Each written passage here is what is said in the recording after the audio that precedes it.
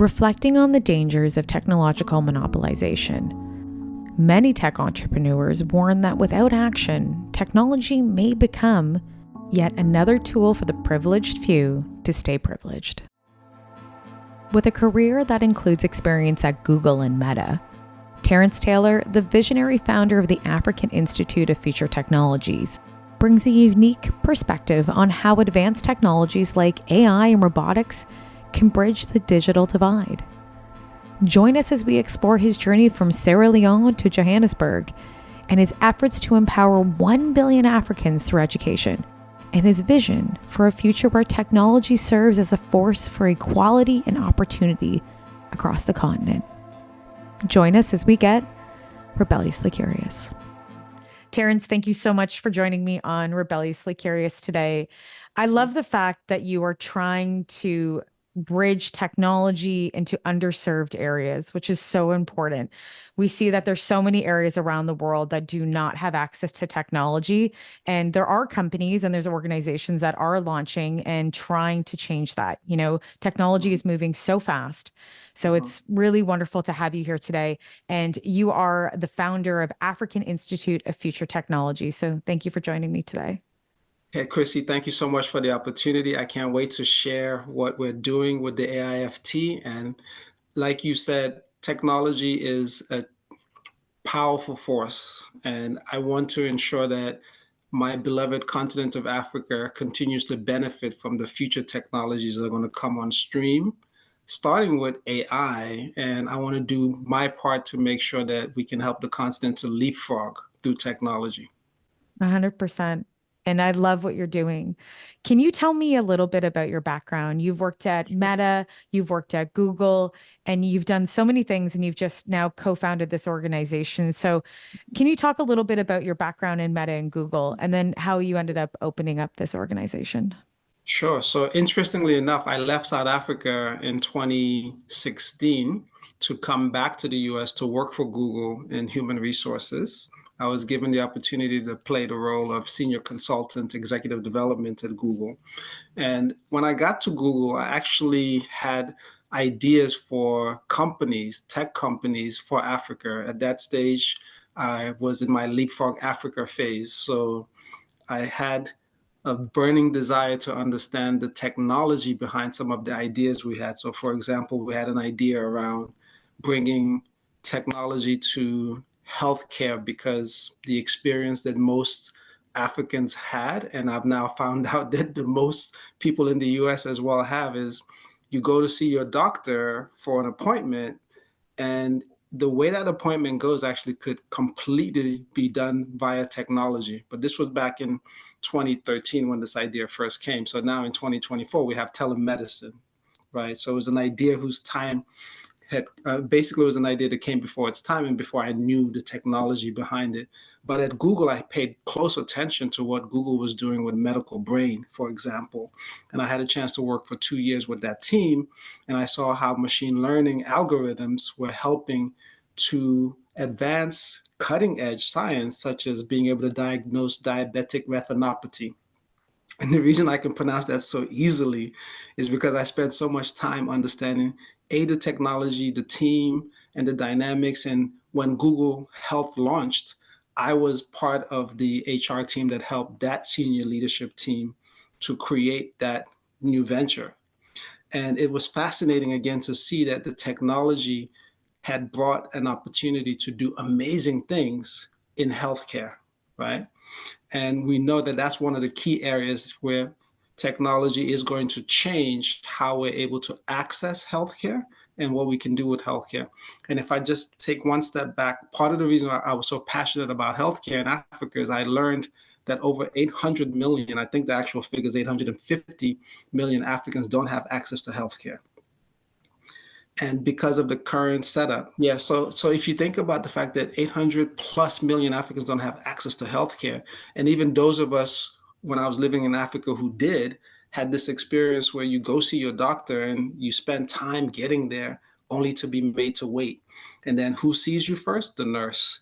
What does the nurse do? He or she asks you questions, and mainly she, about what? How you feeling, why you here today, and they do some measurements. Maybe if needed, they take some blood pressure, they weigh you, and maybe you know, they do just a few things, right? Then the doctor, then they leave, you wait. The doctor comes, he or she, mainly he, spends maybe 5 to 10 minutes with you. Then they write you a prescription.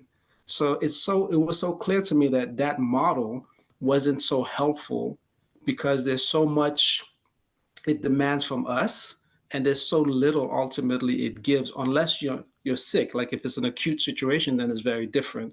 So I knew that that model could be disintermediated or at least disrupted through technology. I didn't have the technological insight at the time. So going to Google and spending 5.5 years learning about that technology got me super excited. And I said, yes, this can be done. Then I fast forward, I went to Meta around 2022. And I'm sitting at Meta at the time when Mark Zuckerberg was very passionate about the metaverse and what that was going to bring. And I wanted to see how the metaverse was going to transform the learning space, which I was in. And little by little, it became clear that the metaverse is an idea that the technology wasn't quite ready yet to show people this wonderful thing that's going to happen. But then AI and generative AI started like becoming the thing.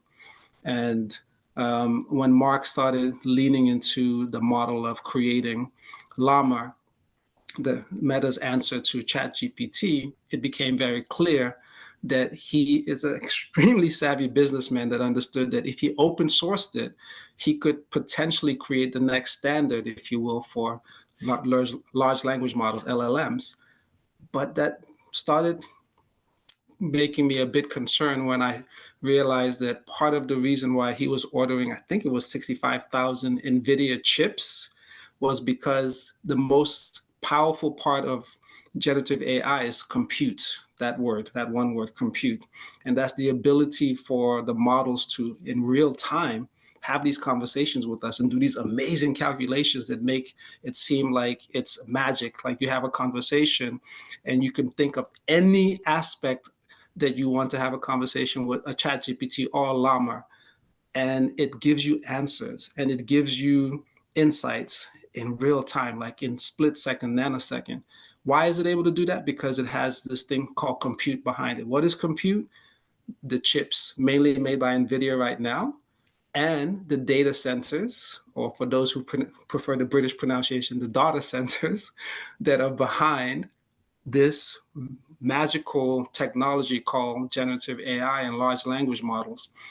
But if Mark is able to buy 65,000 NVIDIA chips, and then you also have Elon Musk, who's also buying tens of thousands of NVIDIA chips, then that implies like very soon this market for compute could actually be sold up. And we go back to this notion that it's open source, but now you're in a platform that has controlled a large percentage of what compute is. And I started asking myself some very difficult questions about my beloved continent of Africa. How is Africa going to fare if we don't have access to these technologies? How is Africa going to fare if we don't have access to compute?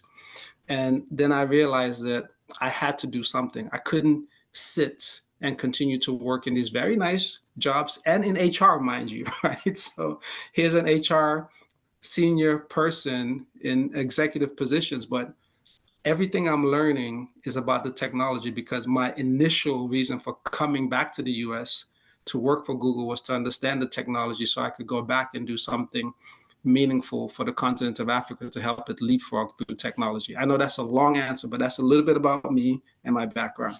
That's amazing. And it's wonderful because there are so many different areas of help and need that when we look at Africa, right? Especially within the technology area. There's Yes. 22% of the population having access to internet access. Like Yep. that's so low, right? Yeah. So then how do we go about getting more internet access so that we give the people, any people, the ability, and this could be from and around the world too, that don't have access, the ability Yeah. to get their hands on technology to be able to learn more, understand self more, and be able Yeah. to then communicate with the greater world and then contribute meaningfully in a way that they feel seen within this economy, not just a Western economy, not even Yeah. just an East economy, that they feel seen and their voices are heard. So Yeah. how do we start there? Because I think that's a big, and it's a big question because there's Yeah. so much discrepancy in that area from politics, along Yeah. with then how people choose and how people are living, right? And the Yeah. quality of life they're living, that we need to give better quality of life. So how do we Yeah. start with that discrepancy? And then how do we use technology to help break that barrier? Yeah, it's a great question. So the one thing that w- the one thing that I reckon with when I think about access for Africa is the fact that we are, by and large, as Africans, a very communal culture, right? And I wonder when we do the counting of access, for example, are we looking at it on a one-to-one individualized basis, or are we looking at it on a communal basis? So that's one thought.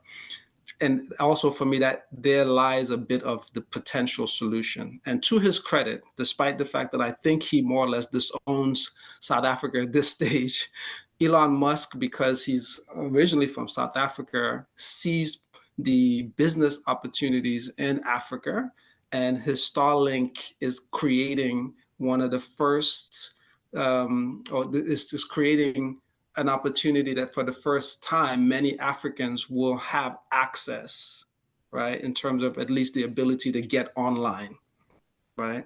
So the bandwidth will be there. So now if we come back to the fact that Africans and Africa in general, and I'm generalizing here, but tend to be a communal culture, if I have access to the internet and I'm in within this nexus of family and friends, they have access because they have access to my smartphone, they have access to my smart device, they have access to my laptops. I'll give you an example that is a bit poignant and funny for me.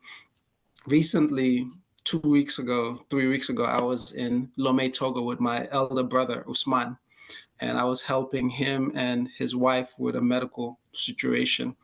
And I showed him how to use ChatGPT on this very laptop that I'm using for our podcast. And I showed him how to use ChatGPT, and something just told me to try to see if ChatGPT would respond to him in Creole, which is our native language. And we both were pleasantly surprised that ChatGPT was able to, as we would say, talk Creole. And my brother, who is 2 years older than me, I'm 53 now, he was fascinated. He was like a child, and you could see his face lighting up, and he was so engaged. Why do I share this example? A, it was a communal thing that he now had access to ChatGPT through me and through my laptop. But B, the technology itself is something that Africans tend to gravitate towards. Africans are relatively early adopters of technology. If you provide Africans with technology that does useful things like ChatGPT, like large language models, they tend to gravitate towards it. So it's not that this divide and this gap is not real, but it can be closed if we are more, how should I put it, if we're more strategic in how we approach what are the barriers. So the barriers might be not every single African have their own smartphone or smart devices and therefore access to the internet, but via the community and via this notion of the Ubuntu philosophy of I am because we are, it's very possible that we can begin to close this gap through the communal aspect of Africa. I love that. And also the cultural pillars that are not evident in Western culture. They used to be, I don't feel that there are anymore, about community and Right. sharing with community. You know, I feel Yes, sir. very fortunate enough that I've been to Tanzania twice within Africa and Mhm. spending time in multiple different areas and Yeah. seeing the community firsthand. And it's Hmm. unbelievable. Like Yeah. I used to say, when I came home, I said, we know nothing about community Yeah. whatsoever. Yeah. And Yeah. I thought I did, and I still don't, or Yeah. didn't at that point in time. And you see that. So I think that the beauty of what African culture can do is, and as you're saying, is influence technology to be more, more community based. Yeah, yeah, Um, yeah, and how we can go about doing that if it's not through sharing, but through values. And maybe yeah, tech companies can look at that, and or yeah, new tech companies can be built within different countries within Africa where they can have that philosophy embedded because it's embedded in the people. And I yeah. think that's something that we need even in technology because we're missing that connection, that community connection. Yeah, and I love what you're saying. So I'm going to go back to my English teacher, Mrs. Markhamer. If you're listening to this, when I went to high school in Maryland, Albert Einstein High School, she used to say to me, alliteration, Terrence. So if we think of alliteration, what you've just mentioned, community is at the center of what we can do through technology in places like Africa. The connection that community brings and that technology brings, it's absolutely amazing.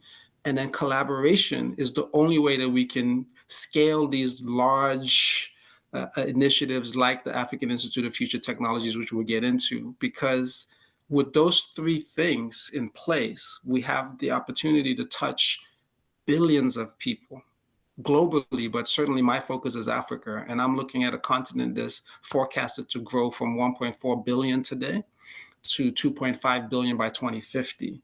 So I'm thinking, and I've had the exposure and I've been blessed to see companies that have products, tech products that touch billions of lives.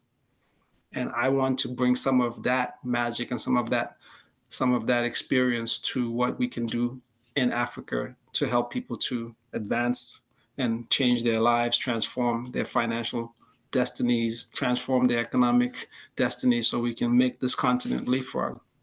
Right. And voices, again, giving them the power and giving them their Yeah, voice and having a device or something connected to technology where they can yeah, have a say and contribute and be yeah, able to change world politics too in many yeah. ways, and showcase their perspective. I think it's so Sure. important. I have to ask you this before we get into the organization. How do Yeah. you look at bias and coding right now? And Mm, is the organization going to be looking at that too? Because we still see in this conversations happening that we're predominantly looking at this from a Western perspective, right? yeah, And yeah. so, unfortunately, we have these biases that are programmed in people and unfortunately, and programmed in what we're using in technology. How can your Mhm. organization be able to help with those bias encodings and stop that and be able to reframe how people are seeing each other? It's a great question. The reason why there's bias in coding is because there is a very tiny district in California, in a place called San Francisco, where a group of companies and a bunch of individuals have had an outsized influence on where the technology started and where it's going. And it's actually a good news story in the sense that a small group of people can change the world, right? And these people did change the world by building these technologies, and they had very good intentions. I don't think there was anything nefarious or evil in how they created the codes and these things. But because their experience is what was reflected in the codes, their experience is what led them to seek certain data that influenced the development of these models and these algorithms. They then excluded a large part of the world that they didn't have access to, or they may not have had the data to use with the algorithms.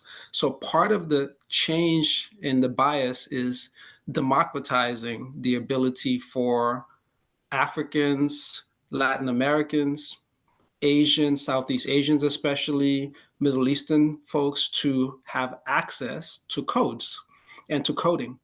And the good news is with the technology where it is today, I think Jensen Huang, I hope I'm pronouncing his surname correctly, from NVIDIA, has said if he was advising young folks today about the professions to go into, he wouldn't advise them to be coders because the technology is going to do the coding, right?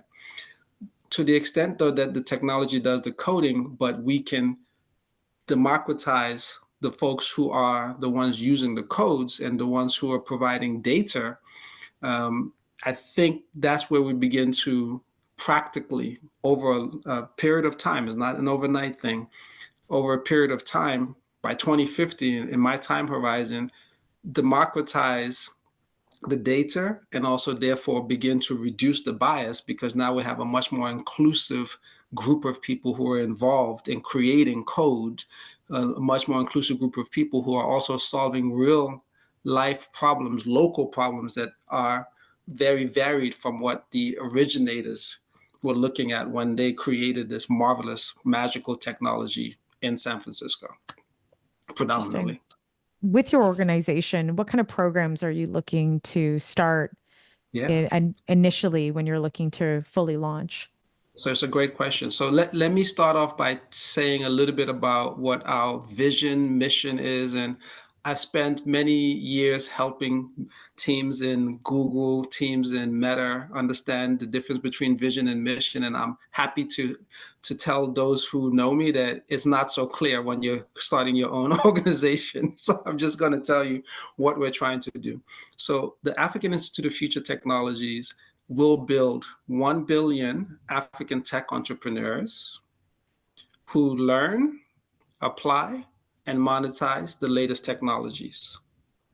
We're going to start with artificial intelligence and generative AI, but we will address all future technologies that could meaningfully contribute to Africa leapfrogging. So right now we're looking at things like quantum computing, which, depending on who you listen to, is the next big thing, or it's still a technology that's going to take some time. We'll look at things like robotics, and we know robotics is a hot area right now, especially, interestingly enough, ChatGPT and OpenAI were the ones who helped the programs for robotics and the programmers for robots to be able to actually have robots that are able to do many things that were challenges before. And I tend to geek out on stuff, so I'll try not to go too deep into any one thing, but robotics is another area. Nanotechnology, right? I've already shared with you my initial draw into the entrepreneurial space with tech was this notion of healthcare, so health tech, right? Fintech has had mixed results on the continent of Africa, but there's something there in helping people to be able to access finance without necessarily having to go through traditional banks, which we know tend to be exclusionary because they tend to be elitists and look for certain characteristics that maybe the bulk of the population don't have. And then we've also looked at blockchain, right? And therefore, when you talk about blockchain, we looked at crypto. And these are just some of the technologies that we're looking at. How do we help people to learn them, right? And so let me give you the example then of generative AI as what we're going to pilot. So with generative AI, we want to teach people how to build large language models. We want to teach Africans specifically how to build large language models. Then we want to teach them how to build small language models. And small language models are based on federated learning, so they don't necessarily need to have to connect to the cloud, and you can have on-device language models, right, as opposed to language models that need to connect to a data center or the cloud. Then right now, it's clear that the next wave, which has already started in generative AI, is AI agents. So we want to teach them how to build AI agents. And I love Mark Zuckerberg's vision of a billion or billions of AI agents, right? So we want to teach folks how to build those agents so they can be part of the force that's building the billions of AI agents.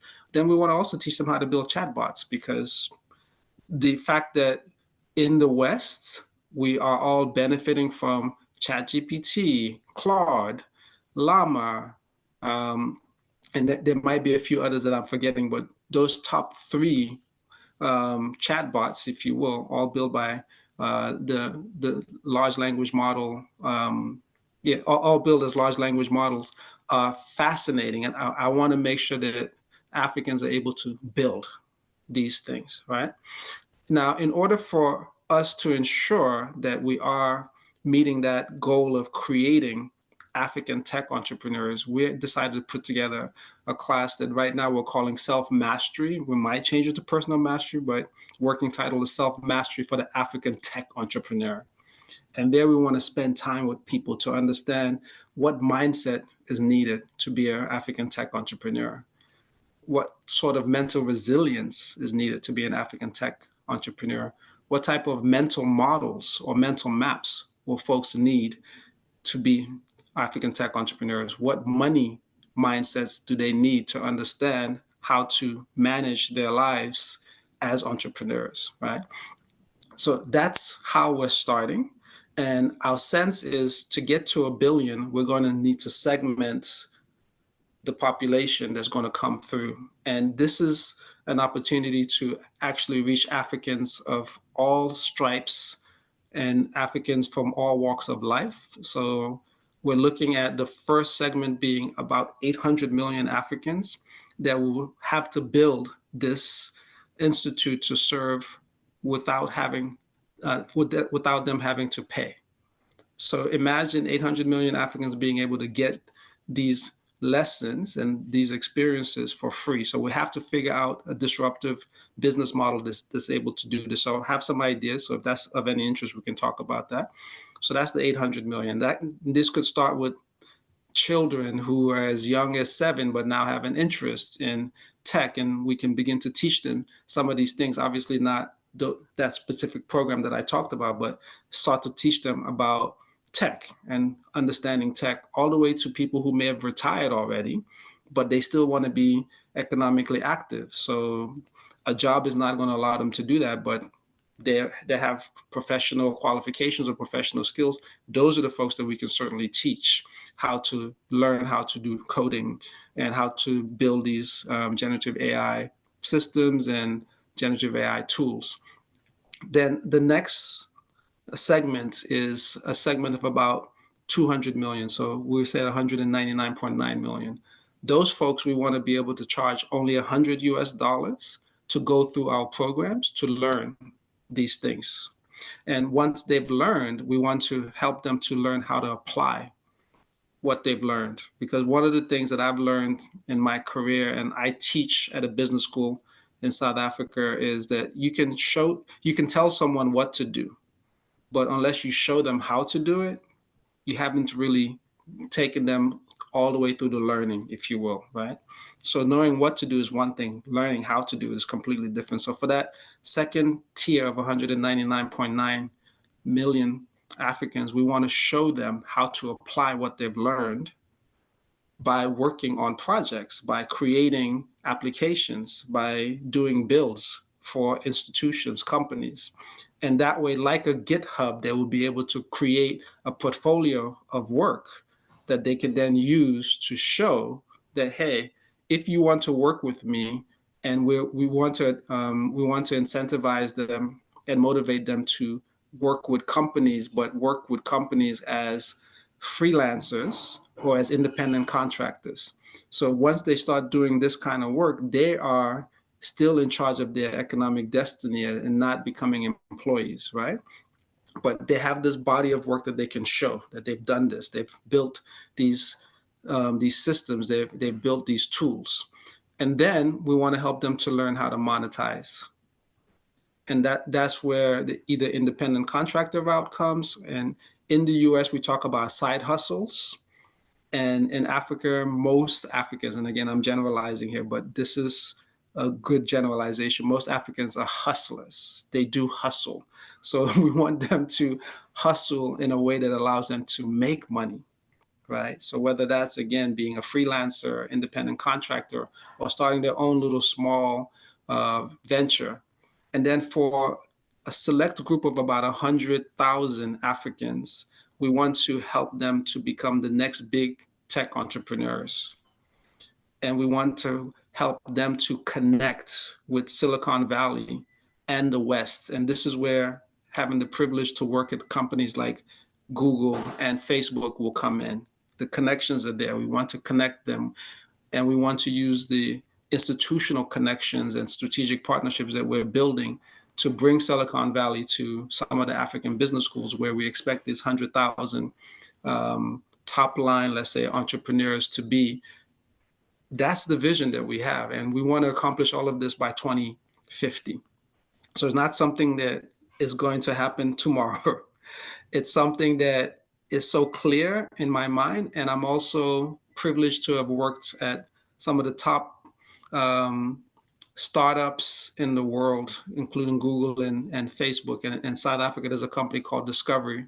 And I've studied the founders to see like how do they build these world-class institutions. And I realized that you have to have a very clear vision, and then you have to allow the market and the relationships and the partnerships to dictate exactly how you do that. So although I'm clear on the what, the how is going to evolve, and I'm very comfortable with that. So let me pause there. I've said a lot. You might have some thoughts or some questions. It's wonderful. It's really great. And I want to talk about the funding aspect. Yes, I let's have a talk about question here and an experience myself. it. Hmm. When I was in Tanzania, gosh, Hmm. probably about now, I think about a decade ago, the Hmm. first time I was there, or the second time, sorry, I was there. Hmm. And I was looking and I was working with a not-for-profit and I was raising money in Canada and we were looking to give direct funds, 100% of these funds to a specific orphanage within Tanzania in Arusha. And when I was there, this was just a personal project that was done because I was there earlier working with MTV, fortunately, and Ah, was privy to a lot of things that I've never seen before in my life. And I was mhm. like, this has to stop, Yeah. and maybe it's, not trying to white salvage things, but in a way Yeah. of how can I contribute meaningfully? And so, Hmm. and learn, right? And Hmm. talk to others and educate others. And it was more of just a personal project where I went out and Hmm. we donated money. And the first thing that I ended up seeing on the news on CNN was about legislation and Hmm. understanding, right, and understanding that not for profits here take about 20% of a cut. So I think sometimes 30, which is legal. But then in Tanzania, this is not all over Africa, but in Tanzania, Tanzanian not for profits that were potentially connected to the government were taking 60% of Wow. those funds. And it just broke my heart to know Yeah. that people that who are donating to specific organizations, they're donating $1,000, maybe 200 or 100 of that is going to the actual people to help. And Hmm. it's so saddening. So, Yeah. right, how does technology then, and what comes first? Does tech help to evolve legislation? Or does Hmm. legislation need to come first? Because if you're going to be part of this organization, which I think is unbelievable, unbelievably amazing of what you're doing, those Hmm. legislation things have to change because there's so many different roadblocks, I would imagine, and please correct me if I'm wrong, that Hmm. happen to get to the point of helping people. And we have them in, the Western culture as well, right? But we Yeah. see them predominantly in corruption, predominantly within multiple different countries in Africa. Yeah, these are all great questions. So if I start with the funding aspect, it's clear to me that the success of the African Institute of Future Technologies is going to depend on a eclectic funding model. So to reach the first category or first segment of 800 million Africans that can do this for free, we're going to have to work with foundations. And the good news is we know models where, for example, MasterCard Foundation has funded one of my mentors, Fred Swaniker, and his ventures, and also funded Ashesi University in Ghana. So we know that these types of institutions, when we have proven ourselves, we can have partnership conversations with them where funding may be available for us to then scale, right? So MasterCard Foundation is an example, and certainly an institution. If you're listening, MasterCard Foundation, we hope to be able to work with you in the very near future. And then also, when you look at that middle segment of 199.9 million people, I think this is where the partnership with the business schools in Africa, but also the business schools globally could come in. Because I teach at a business school. I've been teaching at the Gordon Institute of Business Science in South Africa since 2004. So it's my 20th year. And I know that model of how these schools tend to work with corporates and how corporates are willing to invest in developing their people. So one of the things that we need to figure out, and I think there's a disruptive innovation to be discovered in this space, is how do we partner with these business schools to be able to produce this product that's only $100 to the students, if you will, or the participants. But I'm very confident that that's going to be a very exciting, worthwhile journey to figure that out together. And then the third part of the funding for the third segment of the 100,000 tech entrepreneurs able to build global businesses and create the next Metas, the next Nvidias, the next Googles, so that when the Silicon Valley of 2050 is established, we see that Africans are participating to the same extent that we now see Indians, for example, participating in Silicon Valley and in tech.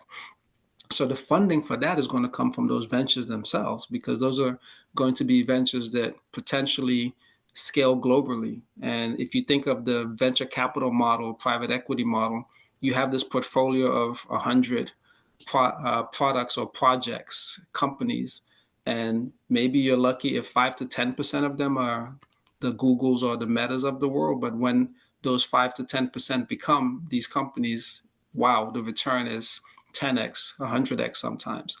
So that's how we've been thinking about the funding part. Now let's talk about legislation.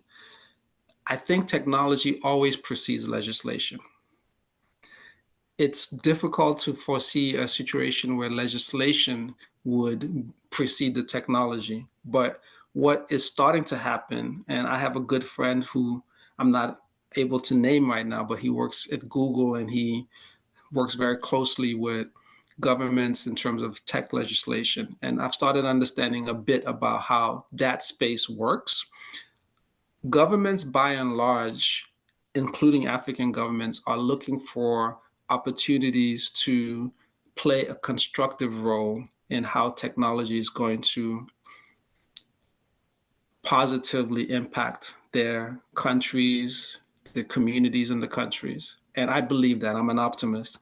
I don't doubt that there might be, in general, some bad actors, corrupt actors, but I don't think that's something that's unique in any way to government or business. I think that's something that we see wherever human endeavors happen. Like there is going to be elements of people who will always seek to understand the system so they can game it to their own benefit.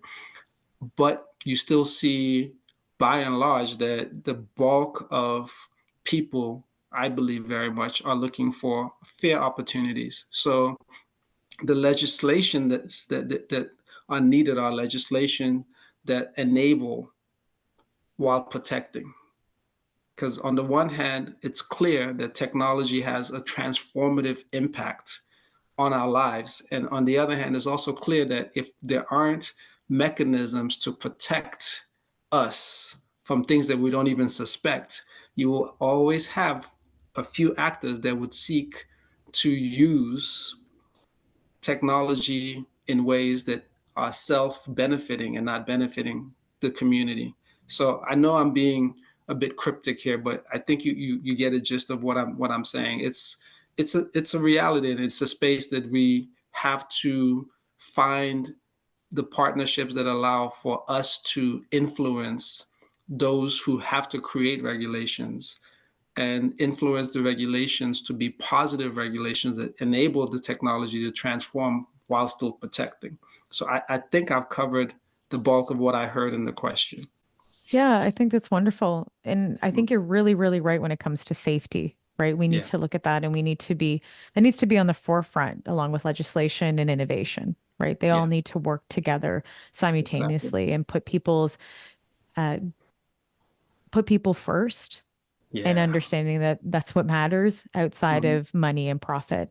Because we're yeah, looking at, with these types of technology advancements, you look at the monopolization that happens and it widens the privilege gap. And so exactly. yeah, I think that there has to be ways that we look at stopping that. And we have Yes. come to a point in society now where there is enough money going around. We have so many different billionaires now.